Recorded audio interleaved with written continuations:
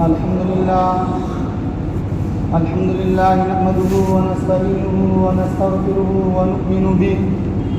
ونتوكل عليه ونعوذ بالله من شرور أنفسنا ومن سيئات أعمالنا من يهده الله فلا مضل له ومن يضلل فلا هادي له ونشهد أن لا إله إلا الله وحده لا شريك له ونشهد أن سيدنا ونبينا ومولانا محمدا عبده ورسوله أما بعد فقد قال الله تبارك وتعالى ولقد أنزلنا إليكم كتابا فيه ذكركم أفلا تعقلون وقال في مقام آخر يا أيها الذين آمنوا اتقوا الله وقولوا قولا سديدا يصلح لكم أعمالكم ويغفر لكم ذنوبكم ومن يطع الله ورسوله فقد فاز فوزا عظيما صدق الله العظيم. معزز سامعین کرام اور میرے نوجوان عزیز ساتھیوں، بزرگوں اور دوستوں، ابھی ہم نے آپ کے سامنے سب سے پہلی آیت جو پڑھی وَلَقَدْ أَنزَلْنَا إِلَيْكُمْ كِتَابًا فِيهِ ذِكْرُكُمْ أَفَلَا تَعْقِلُونَ، کہ ہم نے آپ پر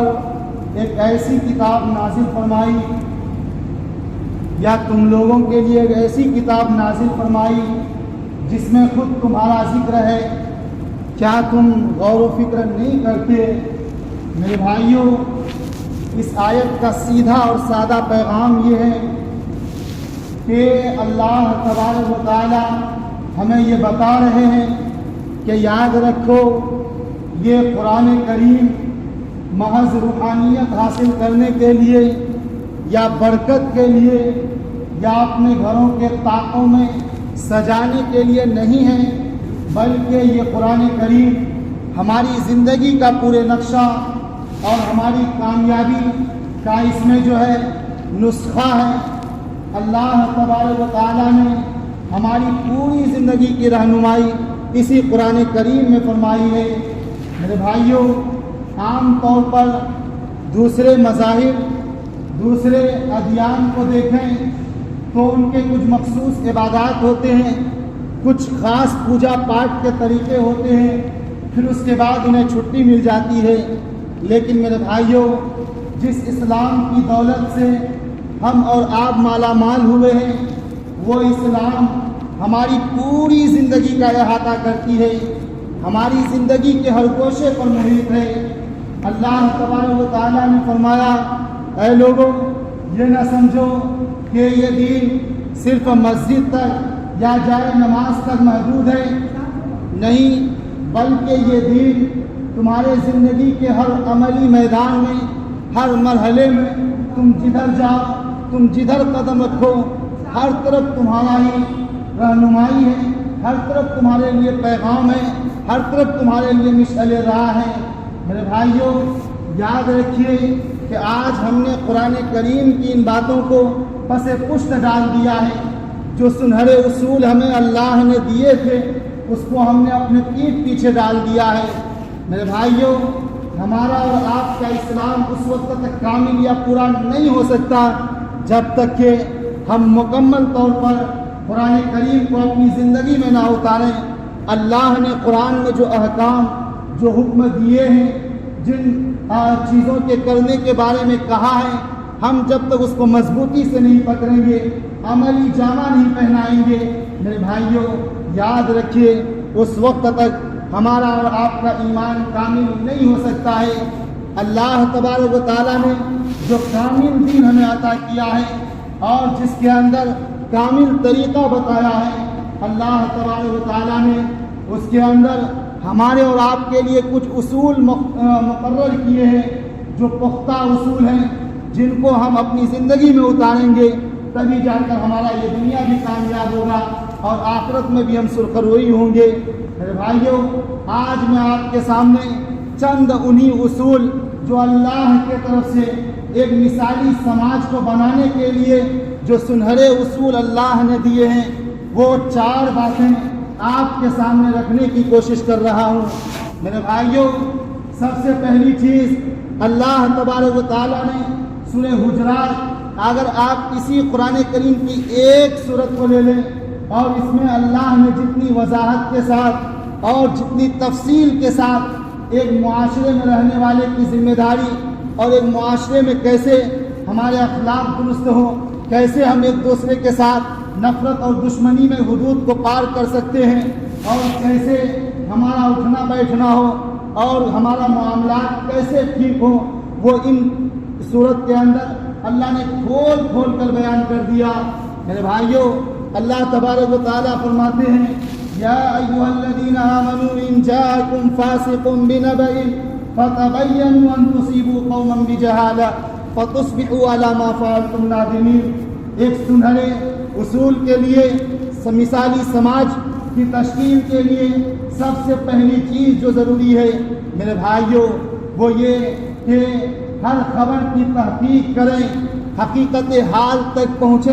ایسا نہیں کہ کوئی بات ہماری کان میں پہنچی اور ہم نے اس بات کو دوسروں تک بڑھا دیا اور ہم نے یہ بغیر جانے کہ اس کی کیا سچائی ہے، اس کی کیا حقیقت ہے۔ میرے بھائیوں، یاد رکھیے، آج جو معاشرے میں جتنی بے چینی، جتنی برائیاں، نفرت، فساد اور نہ جانے کتنی لڑائیاں جو پنپتے جا رہی ہیں، اور میرے بھائیوں جو معاشرے میں بھائی بھائی کا دشمن بنا ہوا ہے، اس کی اگر سب سے بنیادی کوئی چیز ہے تو وہ یہی افواہیں ہیں جن کو ہم سنتے ہی اس کی بغیر تحقیق کیے ہوئے میرے بھائیوں دوسروں کے کان بھر دیتے ہیں۔ یاد رکھیے، آج کا یہ سوشل میڈیا کا دور جو ہمارے لیے موبائل ایک آزمائشی فتنہ بن چکا ہے۔ میرے بھائیوں، ہم واٹس ایپ کے اسٹیٹس پر آنے والے کوئی پیغام یا فیس بک کی کسی پوسٹ پر نظر پڑتے ہی ہم فوراً کلک اور فارورڈ اور شیئر کا بٹن کلک کر دیتے ہیں، یہ جانے بغیر کہ اس کی کیا کہاں تک سچائی ہے۔ میرے بھائیوں، یہ جانے بغیر کہ ہمارے ایک کلک کی وجہ سے، ہمارے ایک بٹن دبانے کی وجہ سے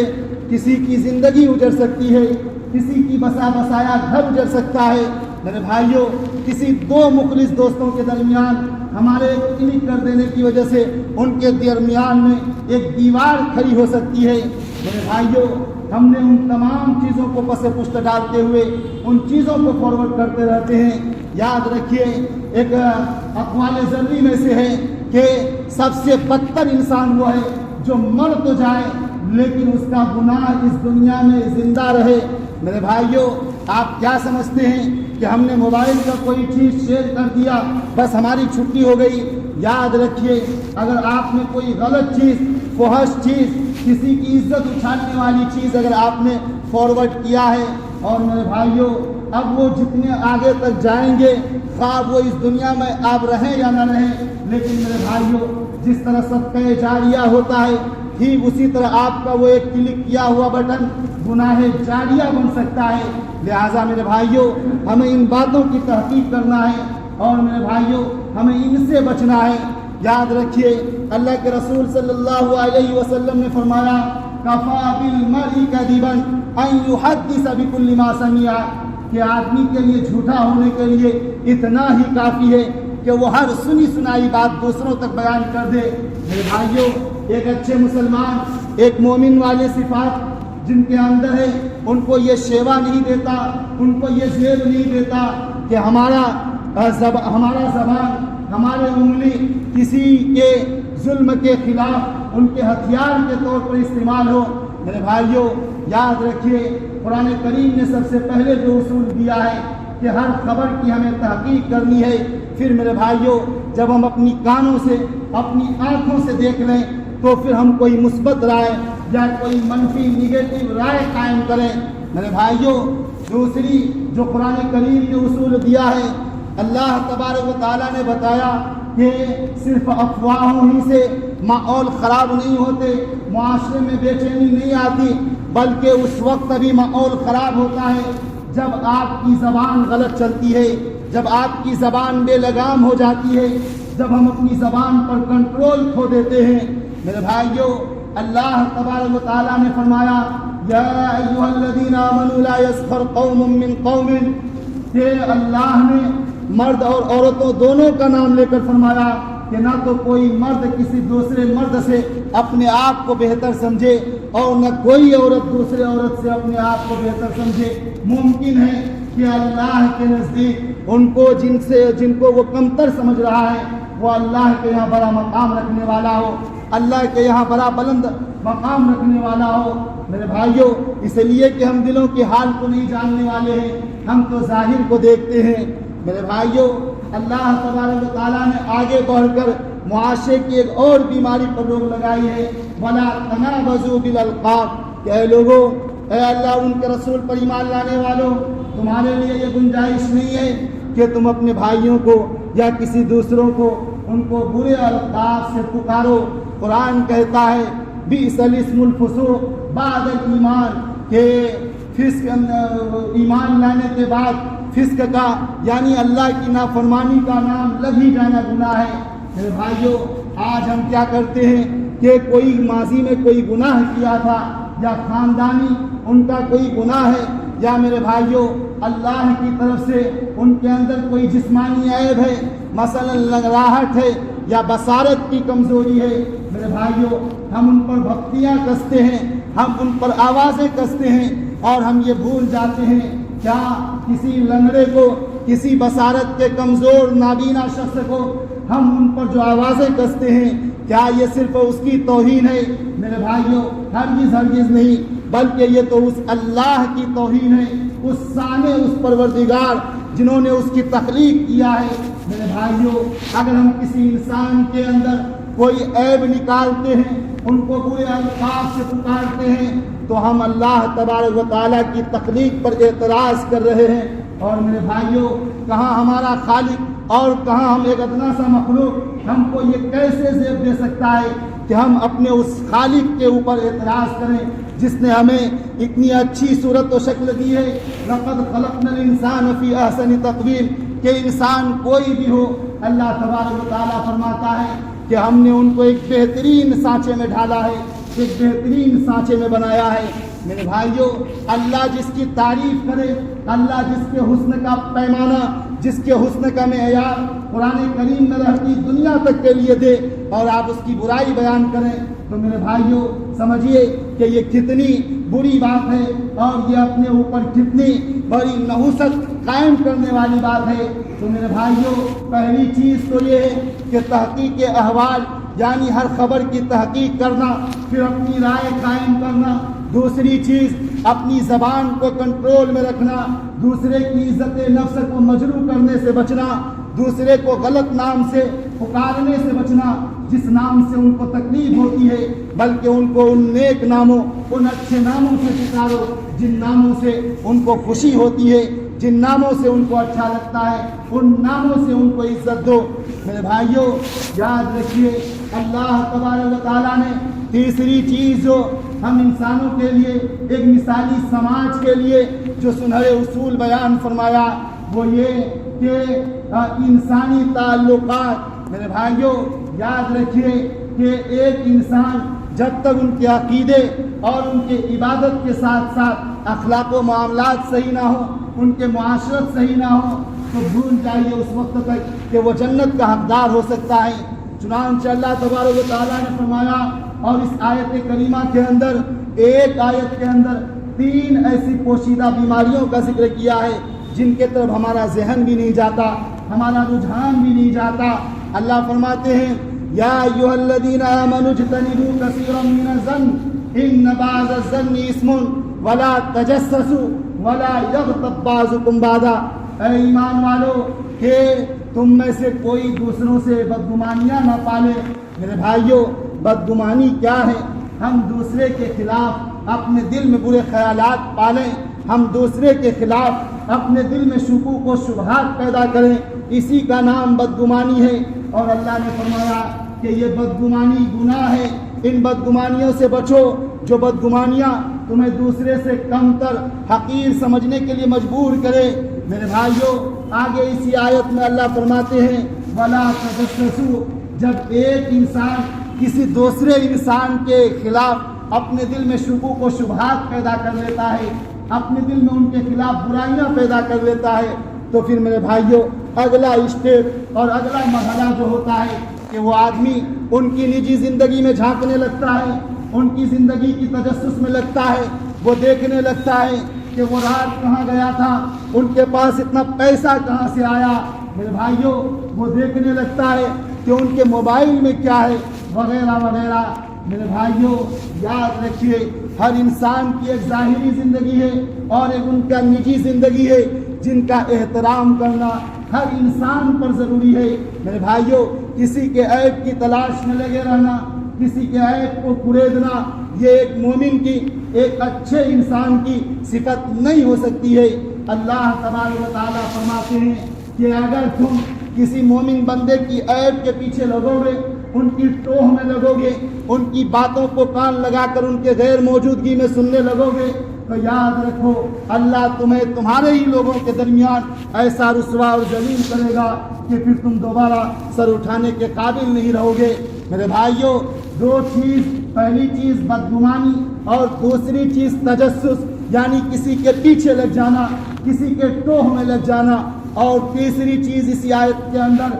ان دو چیزوں کے نتیجے میں جو سب سے خطرناک نتائج نکلتی ہے میرے بھائیوں وہ ہے غیبت۔ میرے بھائیوں غیبت کو ہم اور آپ نے اتنا سرسری بنا دیا ہے، اتنا اس کا رواج چلن پڑ گیا ہے کہ ہم اس کو گناہ ہی نہیں سمجھتے۔ لیکن میرے بھائیوں قرآن کریم کی آیت کو اپنے دل کی نگاہ سے دیکھیے، آپ کے اندر آپ کے جو روح ہے وہ کانپ اٹھے گی۔ اللہ فرماتا ہے اَيُحِبُّ أَحَدُكُمْ أَن يَأْكُلَ لَحْمَ أَخِيهِ مَيْتًا فَكَرِهْتُمُوهُ، کیا کوئی مومن بندہ یہ پسند کرے گا کہ وہ اپنے مردار بھائی کا گوشت کھائے؟ فَكَرِهْتُمُوهُ، اللہ خود فرماتے ہیں کہ تم اس کو پسند نہیں کرو گے۔ لیکن میرے بھائیوں ذرا سوچئے کہ ویسے بھی انسان کا گوشت کھانا کتنا بڑا جرم ہے اور کتنے بڑی بدتر کی بات ہے، اور انسان کتنا کراہت کرتا ہے۔ مزید میرے بھائیوں سگے بھائی وہ بھی میت جو مردار ہے ان کا گوشت کھانا، میرے بھائیوں یہ کتنی بری اور کتنی بڑی شناعت ہے اللہ کی طرف سے۔ لیکن میرے بھائیوں یاد رکھیے ہم اس کو یوں ہی ٹال دیتے ہیں۔ میرے بھائیوں اگر کسی کے اندر کوئی برائی ہے آپ اس کی غیر موجودگی میں بیان کر رہے ہیں تو اسی کا نام تو غیبت ہے۔ میرے بھائیوں لوگ کہتے ہیں کہ ارے ان کے اندر یہ تو ہے، میں یہاں بول رہا ہوں ان کے منہ کے سامنے بھی بول سکتا ہوں۔ میرے بھائیوں آپ کا یہ بات بول جانا کہ میں ان کے سامنے بھی بول جاتا ہوں، آپ غیبت سے چھٹکارا نہیں پا سکتے ہیں، الا یہ کہ جو فاسق ہیں ان کی غیبت کرنا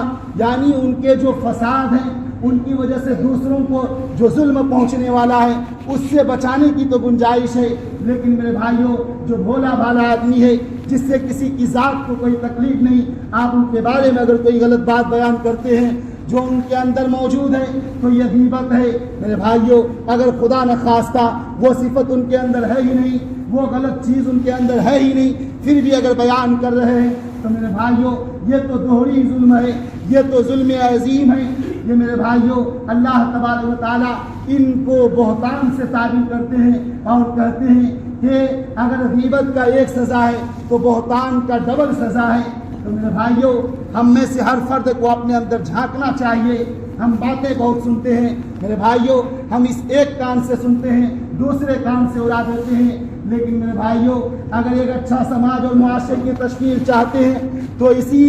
سورہ حجرات کی انہی 3-4 باتوں کو اگر ہم اپنی زندگی میں اتار لیں تو میرے بھائیوں یقین جانیے قسم بخدا ایک معاشرہ امن اور انسانیت کی مثال بن جائے گی، اور ایک ایسا معاشرہ تشکیل پائے گا جہاں پر ہر ایک بچہ، ہر ایک بوڑھا، ہر ایک عورت، ہر ایک جوان اپنے آپ کو محفوظ اور اپنے آپ کو معزز محسوس کرے گا۔ میرے بھائیوں آگے اللہ تبارک و تعالیٰ فرماتے ہیں کہ یہ ساری چیزیں جب ہم اپنے اندر پیدا کر لیے تو اب یہ سوال پیدا ہوتا ہے کہ کون بڑا ہے کون چھوٹا ہے۔ میرے بھائیوں اللہ تبارک و تعالیٰ نے کہا کہ یاد رکھو حسب و نسب کے طرف سے یا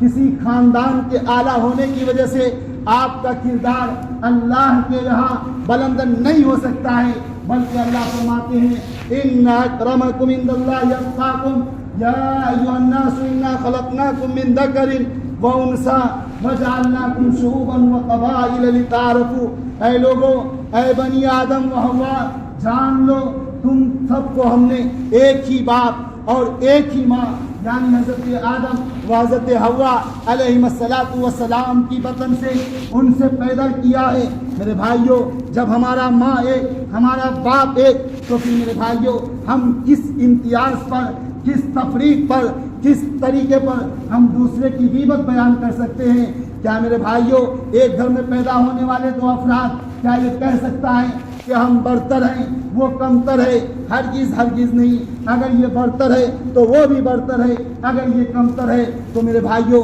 وہ بھی کمتر ہے۔ اللہ تبارک و تعالیٰ نے بیان فرمایا کہ اے لوگو، تم اپنے حسب و نسب پر اتراؤ مت، یہ ہم نے تمہارے تعارف کے لیے دیا ہے، پہچان اور شناسائی کے لیے دیا ہے، نہ کہ تفاخر یعنی فخر کرنے کے لیے دیا ہے۔ بلکہ اللہ تبارک و تعالیٰ نے اس لیے مختلف قبیلوں اور مختلف شعبوں میں بنایا تاکہ ہم ایک دوسرے کو پہچان سکیں، ایک دوسرے کی شناسائی کر سکیں، ورنہ تو ہم جان ہی نہیں سکتے کس کو کیا نام دیتے۔ میرے بھائیوں، بہرحال ابھی ہم نے آپ کے سامنے 4 باتوں کا ذکر کیا۔ سب سے پہلی چیز تحقیق احوال، ہر خبر کی تحقیق کرنا ہے، پھر اپنی زبان کو کھولنا ہے، اور میرے بھائیوں کوشش تو یہ کرنی ہے اگر وہ غلط خبر صحیح معنی میں صحیح بھی ہو تو میرے بھائیوں کسی کی عزت اچھالنے کے لیے اپنی زبان کو نہ کھولیں، بلکہ اپنی ہی ذات پر اسے روک لگا دیں تاکہ بات آگے نہ بڑھے۔ اور میرے بھائیوں دوسری چیز یہ ہے کہ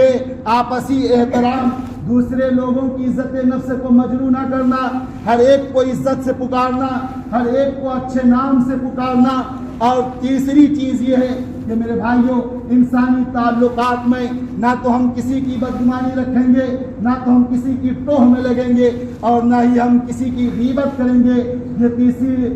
چیز میں 3 چیزیں شامل ہو گئی۔ اور میرے بھائیوں چوتھی چیز یہ ہے کہ ہم عصبیت کی وجہ سے، خاندان کی وجہ سے، یا کسی عہدہ یا کسی اعلیٰ منصب کی وجہ سے ہم اپنے آپ کو برتر نہیں سمجھیں گے۔ اللہ تبارک و تعالیٰ سے دعا کرتے ہیں کہ اللہ تبارک و تعالیٰ ہمیں قرآن کریم کے ان مفاہیم اور ان کے جو حقیقی روحی معنی ہیں ان پر عمل کرنے کی اور سمجھنے کی توفیق عطا فرمائے۔ وآخر دعوانا الحمدللہ رب العالمین۔ سنت پڑھنا۔